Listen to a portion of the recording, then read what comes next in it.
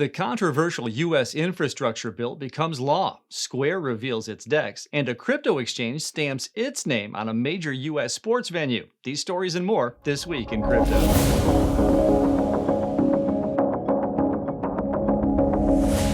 Hi, I'm Nate Martin from 99bitcoins.com, and here's what's happened this week in crypto.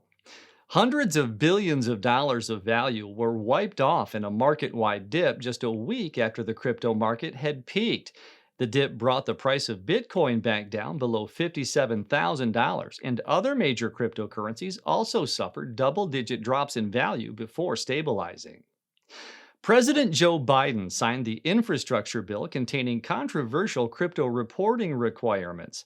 A portion of the measure expands the definition of broker for tax purposes, which includes entities such as miners that don't actually facilitate transactions.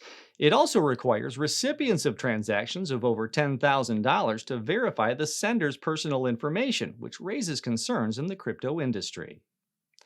The rehabilitation plan to compensate creditors from the now defunct crypto exchange Mt. Gox has been finalized. The trustee reportedly has roughly 150,000 BTC to repay creditors. Once the biggest Bitcoin exchange in the world, Mt. Gox was hacked, subsequently collapsed, then declared bankruptcy in 2011, which affected nearly 24,000 creditors, mainly those holding cryptocurrency. Square released a white paper detailing the features of its new peer-to-peer token swap platform, TBDEX.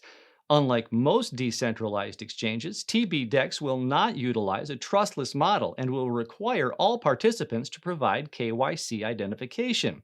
But users will be able to connect their wallets to the exchange and swap coins directly one with another.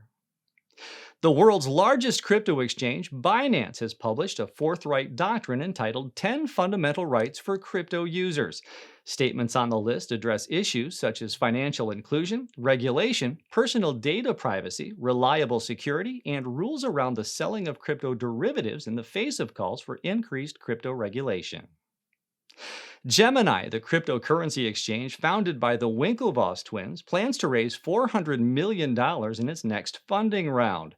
If successful, that would put the company at a total valuation upwards of $7 billion. The exchange is joining the growing list of top crypto-related companies, including Coinbase and Consensus, taking advantage of favorable market conditions to raise fresh capital.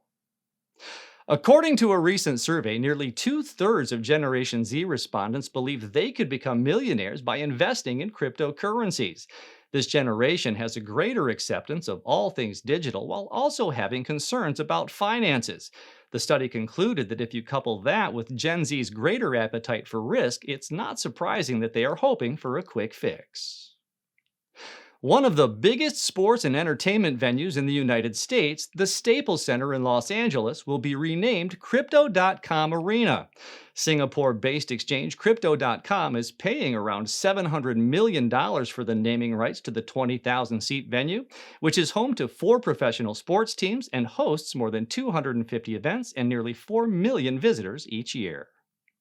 A huge thanks to Unstoppable Domains for being our sponsor this week.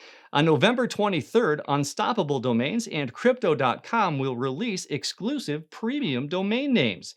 Use Crypto.com Pay to receive a 10% rebate back in CRO. And if you buy one of these 5 domains, you will receive an NFT artwork by artist Trauma Amnesia. Click the link to get started.